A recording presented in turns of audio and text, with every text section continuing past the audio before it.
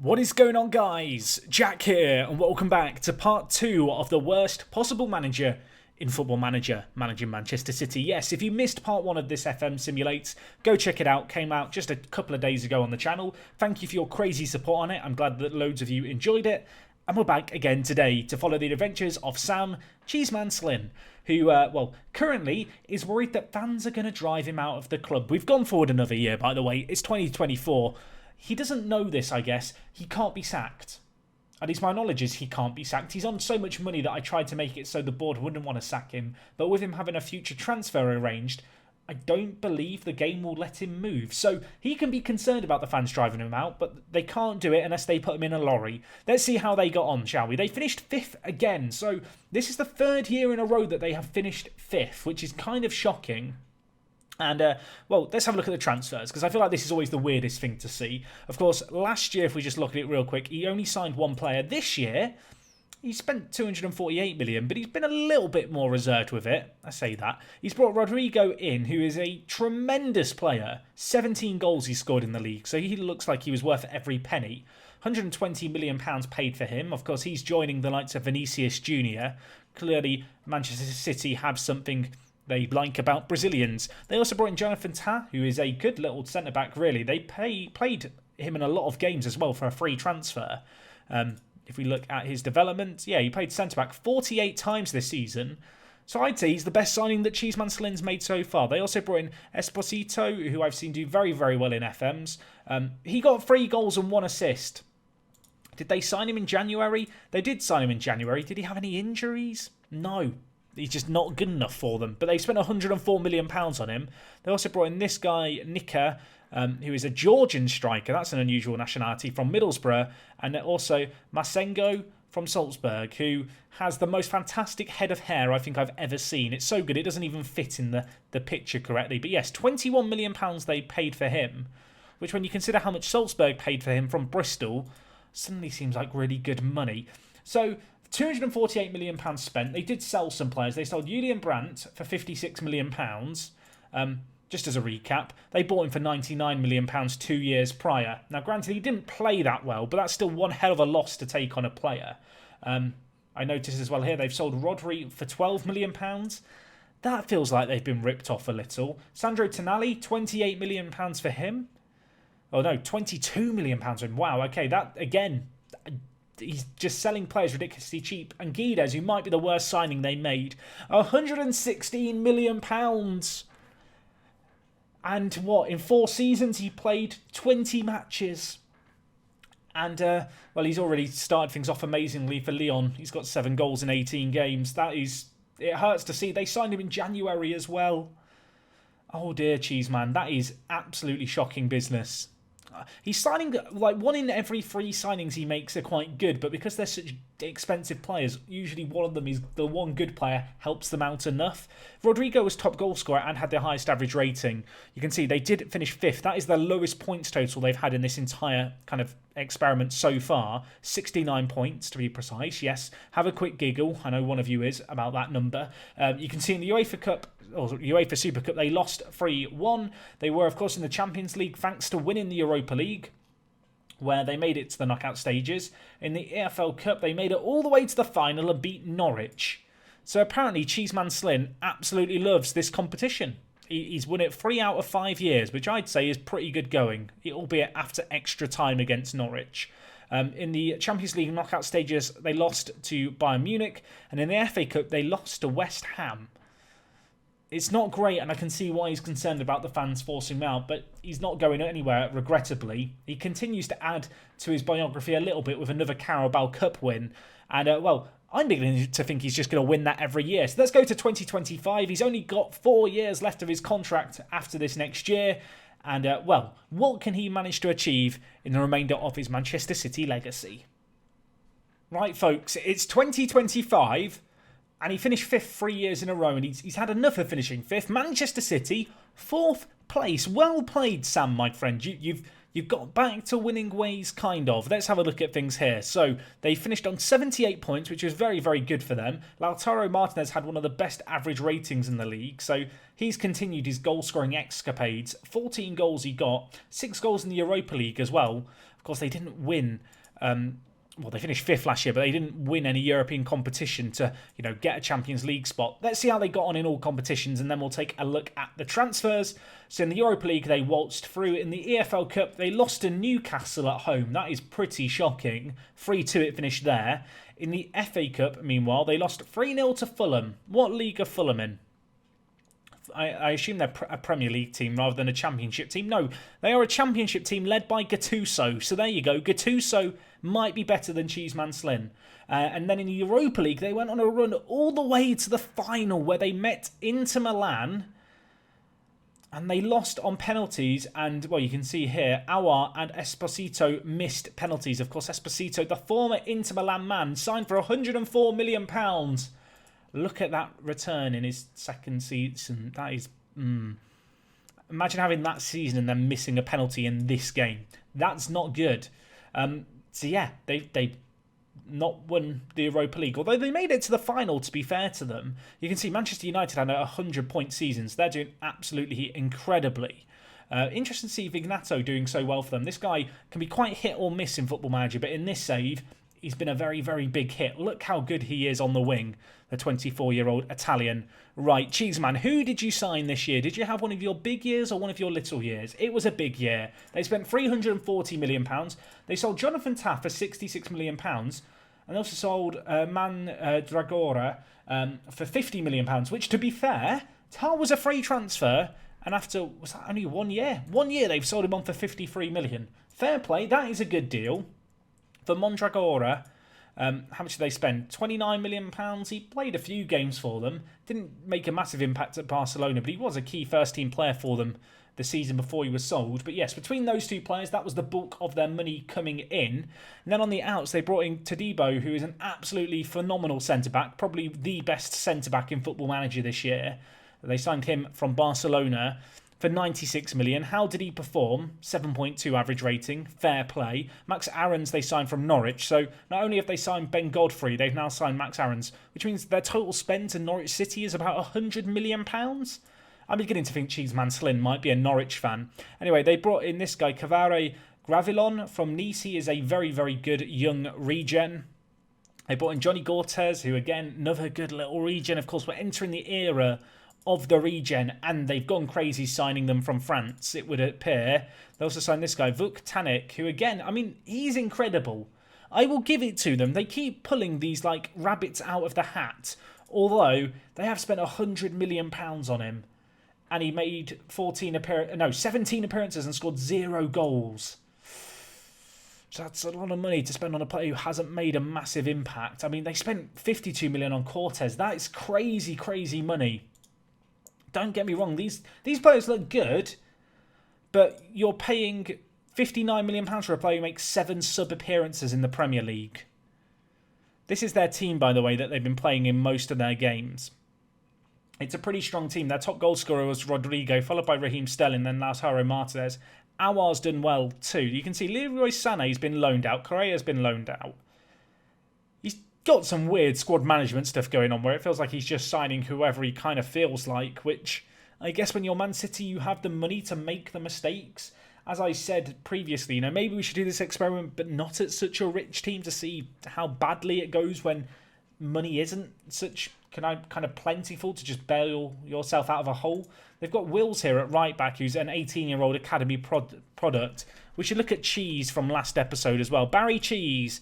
He's in the under-23s. He's not improved. He's not going to live up to his stepfather's legacy. Cheeseman Slynn is his stepfather. That's in the law, by the way. Right, not a great year for Man City. They did get 4th, so Champions League football is back on the menu. 2026. Cheeseman Slynn. I go have a Weetabix. I don't know anything that rhymes with 6. He's still worried about the fans driving him out. He really is insecure about what the fans are going to do to him, poor Sam here. He's still not doing particularly well, I'm going to be honest. He's not won any more Manager of the Years. How did he get on in 2026? They were predicted to finish 3rd. He has finished 4th. I feel like when you look at the quality of his squad and the quality of his players, they should be finishing higher than where they are. I feel like he's got an incredible squad, but actually what he's achieving with them is pretty suboptimal. Let's look at the season preview here anyway. They were predicted to finish second according to the bookies. Todibo and Rodrigo are their 2 players in the best 11. How did they spend their money? In the league, by the way, finished 4th, Champions League football. They're going to love that over in Man City World. That sounds like a theme park. Anyway, let's see how they got on. In the EFL Cup, they lost over 2 legs to Liverpool, 5-1 on aggregate. They were in the Champions League. They made it through all the way to the knockout stages where they won the first leg 3-1 against Bayern Munich and then proceeded to lose the second leg 3-0. So, yeah, they went out 4-3 on aggregate. That's a bad bottle. In the FA Cup, they won it all. They beat Tottenham in the penalty shootout in the final. So, he ended things on a little bit of a high. Looks like it wasn't exactly a classic penalty shootout with a few missed. You can see Tottenham took the lead and were 2-0 up after 3 minutes. A fair play on the team to bounce back.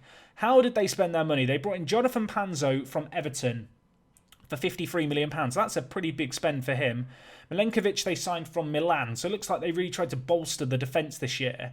£36 million for him. To be fair, he played a decent number of games. Christian Pulisic they signed from Shakhtar.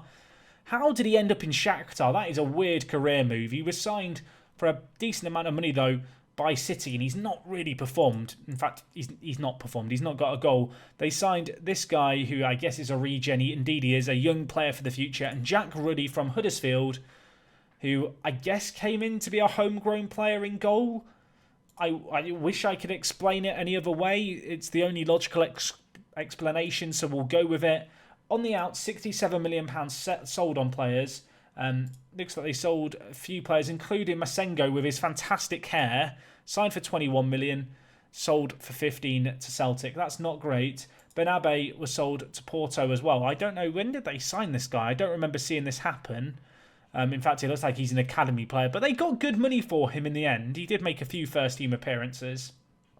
But, yeah, compared to all the other graphs here, this was definitely a more quiet year by Cheeseman Slynn.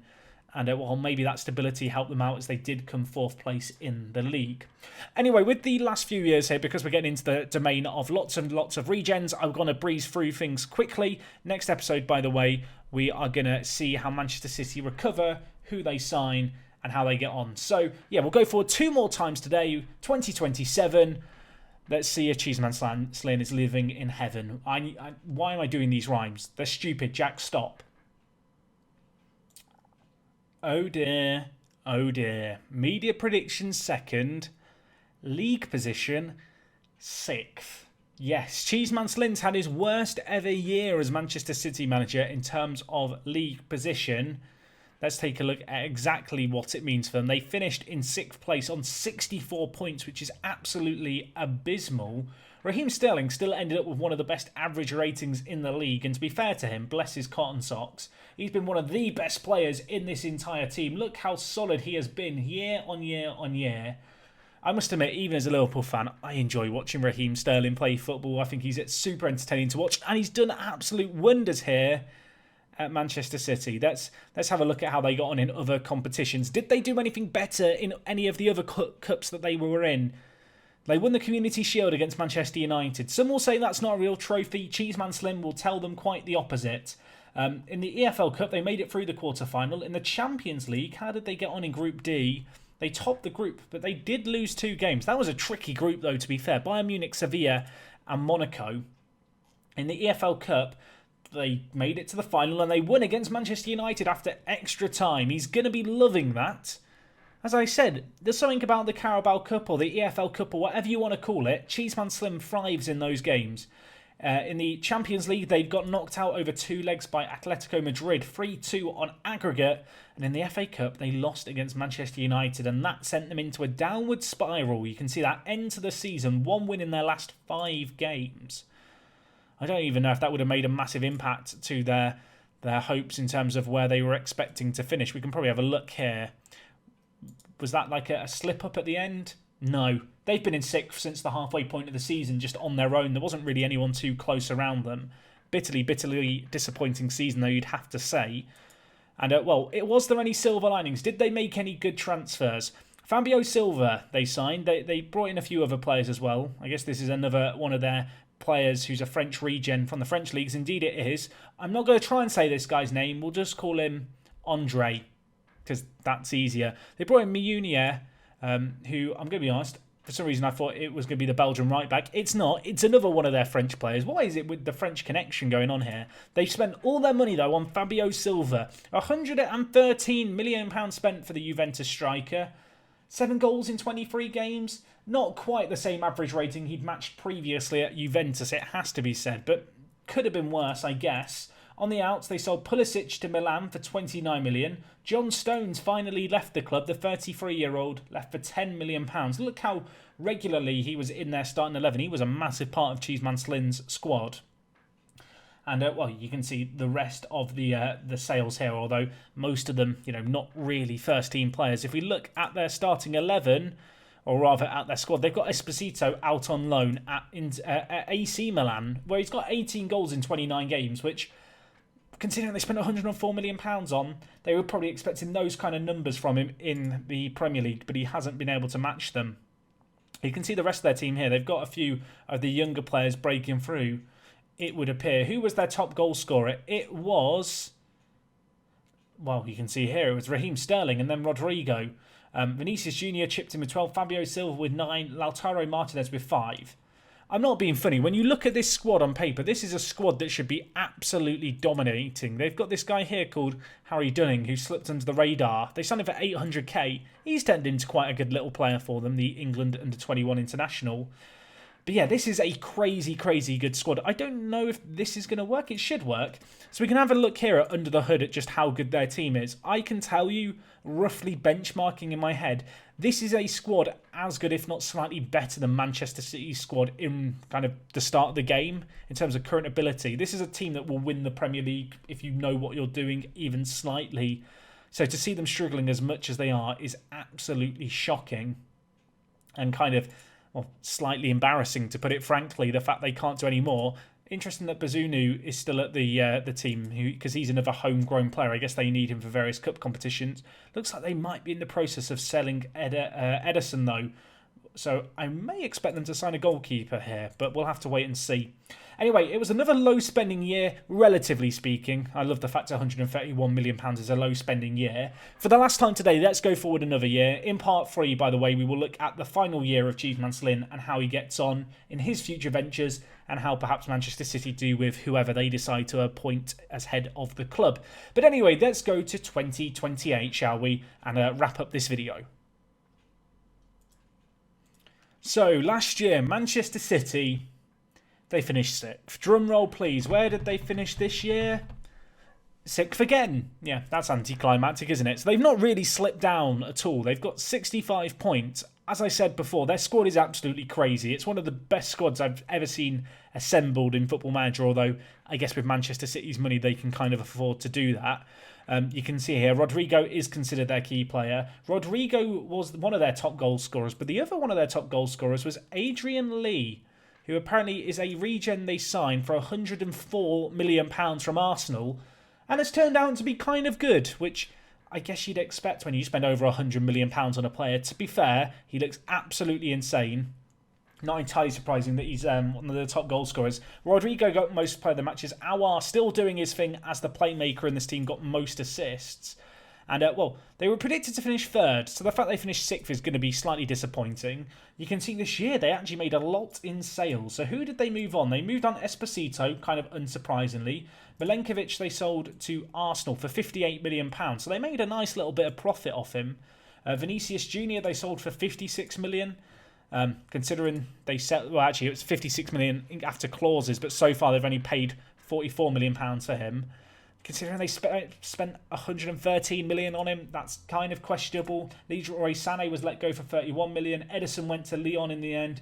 Daramy was sold on, of course. One of his first signings in his very first year. You can see loaned out every single season and then sold on for £9 million. I guess he technically made money off him, but probably not what was being expected from Cheeseman Slynn when he took over. You can see some of the other sales they made here. On the ins, of course, we just mentioned the big one. It was Adrian Lee. They signed Declan Rice from Barcelona for £52 million. That feels like a large amount of money, although he's pretty good in Football Manager, is Declan Rice. They brought in Ruari Reid, who is another young English player, played 14 games, which is a surprisingly large amount because he doesn't look that incredible. No disrespect to Reid. They brought in Valenzuela, who is a Mexican right back. He played 5 games all year and they spent £46 million on him. There's so many of these players they threw stupid money at and they just didn't really perform. You know, you spend £6 million on a player and already he's loaned out to Besiktas. Cellier here, another player they signed for the future. I'm not sure why they were going for so many French players. Do they have any French staff members? They don't. I guess Cheeseman Slin just likes going on holiday every summer to France, and so that's where he sends his scouts all the time. Anyway, they finished 6th in the league, which was disappointing, but I did notice in their recent fixtures they must have made it to a European final because they played against Porto. So they were only in the Europa League this year. They lost in the EFL quarter-final to Aston Villa. In the FA Cup, they lost in the 5th round to Chelsea, and in the Europa League, they won in the final against Porto, so that's his 2nd Europa League win. Rodrigo got man of the match in the win. Harvey Elliott, Liverpool starlet, was playing for Porto in that game, but only got the 1 goal. And I mean, fair play to Cheeseman. He's actually won quite a lot now. He's won the Carabao Cup 4 times, the FA Cup twice, the Europa League twice. I mean, what does this say about Man City? The fact that the worst AI still can't completely ruin Man City. Although, I guess he has been saved a little bit by the fact, you know, he's winning the Europa League and finishing 6th, because winning the Europa League gets you into the Champions League, which is probably helping him out quite a lot, I imagine. Does he have any thoughts at the moment? He's concerned about his future at the club. He's only got a year left of his current contract, bless him. By the way, his contract that he's signed is going to expire after 1 day. So he's going to leave Man City, go to a club for a day and then move on. But yeah, bless him. He's struggling, isn't he? He's a little out of his depth. I say that. He's won 2 Europa Leagues. What am I talking about? He's an absolute god with his half-a-star reputation. We haven't looked at this before, but here is his stats. He's been in charge of the club for 3,285 days, 7 awards. He spent £2.13 billion on players, sold £1.22 billion. Biggest spend is Rodrigo. Biggest sale, Gabriel Jesus, at the end of the first year for £85 million. He doesn't like to release players, it's quite apparent. And, well, a 59% win percentage is pretty low for Man City. 303 games won, 106 drawn, 100 on the nose lost of his 509 games. But he is the 4th highest in the Nationality Hall of Fame, so who am I to question the almighty Sam Cheeseman Slin? I don't know. Let me know what you made of his performance so far. I'm not entirely sure if he'll even get a job at another club after this. We'll have to see what plays out. The fact they finished 6th when they were predicted to finish 3rd is slightly concerning. I wonder if a new manager is just going to come in and take them to the top of the Premier League. That will be a question to be answered next time, where we pick things off with his final season. And also, I guess, find out who the successor to Man City is going to be and how they get on. But anyway, guys, that has been all from me today. I hope you've enjoyed. As always, if you have, do drop a like on the video. I'll see you guys again for part 3 very, very soon. And other than that, it is me, Jack, and I will talk to you guys in a bit. I'm out.